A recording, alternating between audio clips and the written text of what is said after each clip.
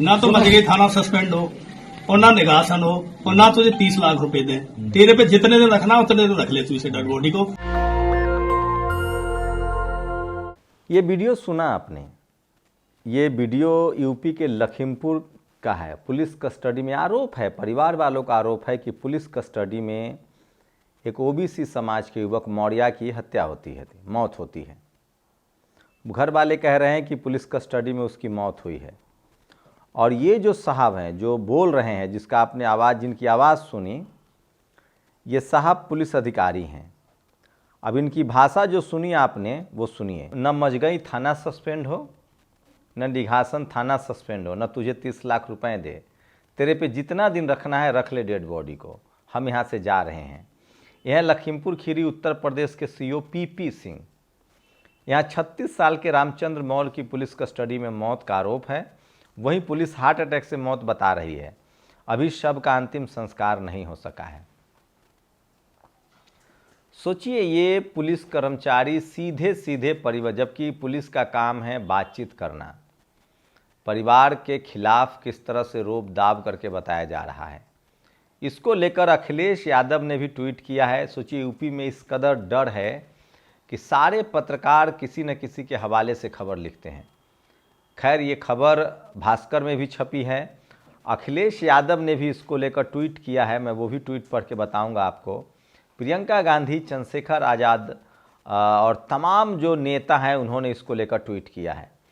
सवाल है कि ये आखिर कब तक चलेगा। और ये जो आरोप है, ये जो पूरा जो ये खेल है, ये इसलिए है कि क्या एक ही समाज के लोग, आप जहां भी यूपी में तमाम बड़े पदों पर आप देखेंगे तो आपको लगेगा कि क्या एक ही तरह के लोग बैठे हुए हैं। ये सबसे बड़ा सवाल है। और क्या बाकी लोगों को न्याय नहीं मिल रहा है। अखिलेश यादव ने भाजपा हृदयहीन पार्टी है, ये अखिलेश यादव का आरोप है। इस वीडियो को अखिलेश यादव ने भी शेयर किया है। भाजपा हृदयहीन पार्टी है। सवाल है कि वो मौर्या हैं, इसलिए पुलिस इस तरह से व्यवहार कर रही है। क्या पुलिस संवेदनहीन हो गई है। जो अधिकारी हैं उनका नाम है पीपी सिंह। उनकी जो हनक है, एक परिवार अपने घर का बेटा खो चुका है। एक तो उसकी जांच होनी चाहिए कि उसकी मौत कैसे हुई। पुलिस कस्टडी, मारपीट से मौत हुई। इसकी जांच होनी चाहिए कि उसके लिए जिम्मेदार कौन है। सवाल है, दैनिक भास्कर की जो रिपोर्ट है उसके हिसाब से वो जंगल से लकड़ी लाने गए थे। इसी दौरान पुलिस की मारपीट का आरोप है और उसके दौरान इस युवक की मौत हो जाती है। लेकिन सोचिए, हम लोग इस मुद्दे को उठा भी नहीं सकते। वहीं यूपी में कई इस तरह के मामले पहले भी आ चुके हैं। पुलिस के कस्टोडियल डेथ के भी मामले आ चुके हैं। एक गोरखपुर में इसी तरह से गुप्ता समाज के एक युवक की मौत हुई थी। उसके बाद उनकी पत्नी धरने पर बैठ गई थी। बाद में एक अच्छा खासा मुआवजा देना पड़ा। इससे पहले एक ब्राह्मण समाज के युवक की, जो एप्पल कंपनी में नौकरी करते थे, उनकी मौत हुई थी पुलिस एनकाउंटर में। उनको भी अच्छा खासा मुआवजा देना पड़ा था। लेकिन सोचिए, बहुजन समाज, खासकर अगर आप शोषित वंचित समाज से हैं तो सवाल है कि आपकी बात कौन करेगा। आपके पास न टीवी है, न अखबार है। मुझे नहीं पता स्वामी प्रसाद मौर्य हो या केशव प्रसाद मौर्य हो, जो डिप्टी सीएम है, वहाँ तक बात पहुँचेगी कि नहीं पहुँचेगी। मैं फिर कह रहा हूँ, प्रियंका गांधी ने ट्वीट किया है, भारत के संविधान ने दलितों, वंचितों को अधिकार देकर अन्याय अत्याचार के खिलाफ ताकत दी। भाजपा राज में न तो संविधान का सम्मान है, न ही वंचितों के वर्ग का अधिकार का। वंचित समाज से आने वाले एक परिवार ने अत्याचार के खिलाफ सवाल उठाया तो भाजपा सरकार की पुलिस का व्यवहार देखिए। अगर प्रियंका गांधी की माने तो ये एससी समाज से है, तो सवाल है कि क्या चंद्रशेखर आज़ाद ने भी ट्वीट किया है। उत्तर प्रदेश के लखीमपुर जिले के निष्कासन क्षेत्र स्थित मझगांव थाने में पुलिस हिरासत में रामचंद्र मौर्य की मृत्यु हुई अत्यंत दुखद और गंभीर चिंता का विषय है। परिजनों के अनुसार पुलिस ने बिना पंचनामा किए सब को परिवार से जबरन छीन लिया, जो भारतीय दंड प्रक्रिया संहिता के प्रावधानों का स्पष्ट उल्लंघन है। यह काम न केवल कानून व्यवस्था की धज्जियां उड़ाता है, बल्कि मानवाधिकारों का खुला हनन भी है। पुलिस द्वारा परिवारजनों को धमकाया न तो मखजई थाना सस्पेंड होगा, न निघासन थाना, न तुम्हें 30 लाख रुपए मिलेंगे। जितने दिन रखना है रख लो, डेड बॉडी, हम यहाँ से जा रहे हैं। स्थिति को और भी चिंताजनक बनाता है। यह घटना न केवल मानवाधिकारों का उल्लंघन है, बल्कि दलित, पिछड़े, आदिवासी और अल्पसंख्यक समुदाय के प्रति प्रशासनिक अन्याय और पक्षपातपूर्ण का प्रतीक है।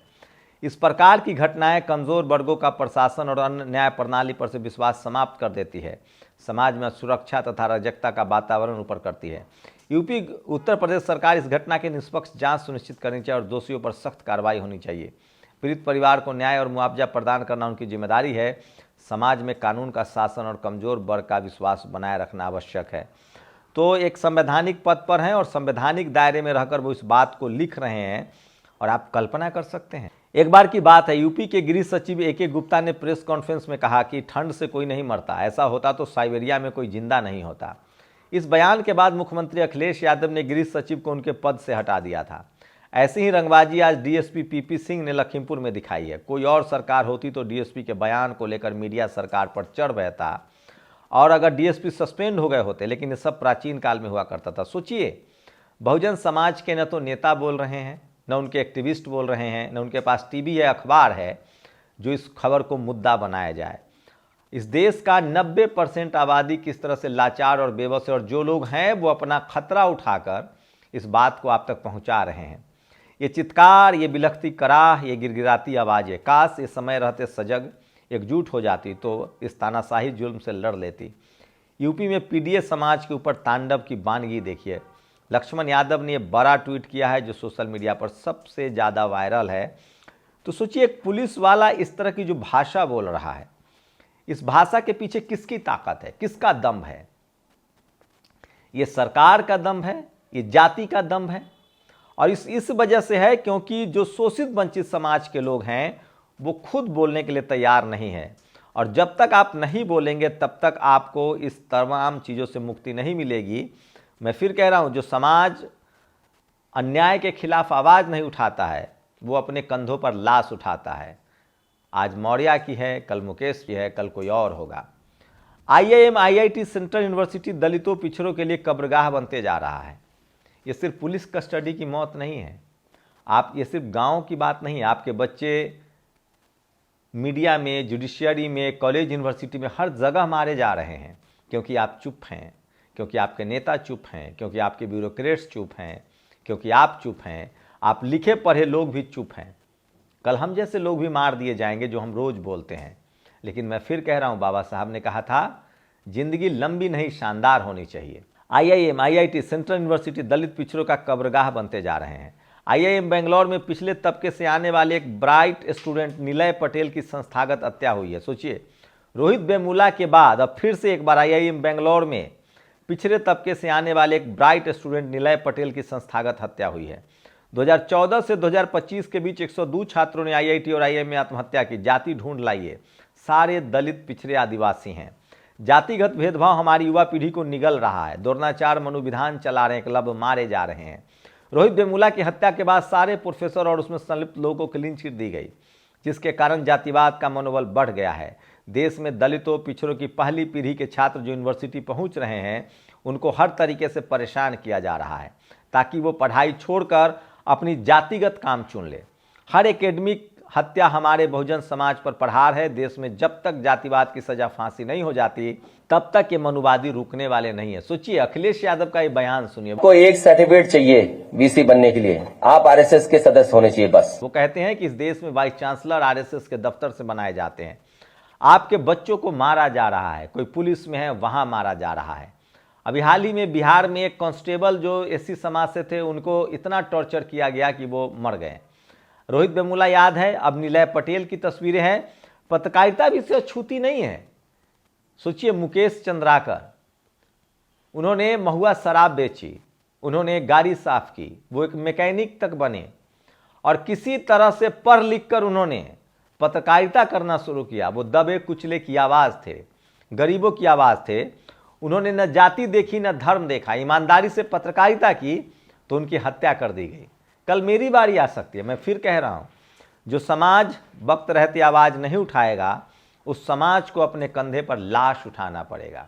समय बदलता जाएगा, जगह बदलती जाएगी। मरने वाले दलित, पिछड़े, आदिवासी, किसान, अल्पसंख्यक हैं और इसकी वजह सबसे ज़्यादा जिम्मेदार इस देश के वो लोग हैं जो पॉलिटिकल पार्टी में मेंबर ऑफ पार्लियामेंट हैं, विधायक हैं, MLA हैं, क्योंकि वो नहीं बोलते हैं। उनकी आवाज़ में ताकत है, उनको संवैधानिक अधिकार है। उसके बाद दूसरे नंबर पर वो लोग हैं मेरे जैसे जो पत्रकार हैं या जो ब्यूरोक्रेसी में है, जो नौकरी में। मैं फिर कह रहा हूँ, जाति बनाई ही इसलिए गई थी कि आप अपना जातिगत पेशा कीजिए, जातिगत काम कीजिए। जाति बनाई ही इसलिए गई थी कि आप media, judiciary, college, university, bureaucracy, business में मत जाइए। मैं इसलिए बहुजन समाज के पढ़े लिखे लोगों से अपील कर रहा हूँ कि जब तक आप लोग मुंह नहीं खोलेंगे, संवैधानिक तरीके से अपनी आवाज़ नहीं उठाएंगे, आपकी नस्लें कभी IIM में, तो कभी लखीमपुर के गांव में, तो कभी बीजापुर में पत्रकारिता करते हुए, तो कभी पढ़ाई करते हुए, तो कभी लकड़ी चुनते हुए मारे जाएंगे।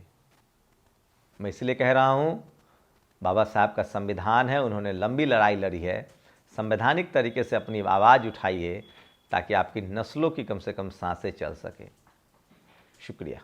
नेशनल दस्तक की आपसे गुजारिश है कि अगर इसको बचाना चाहते हैं तो नेशनल दस्तक को सब्सक्राइब करने के लिए रेड कलर के सब्सक्राइब बटन को दबाएं, फिर बेल आइकन की घंटी दबाएं।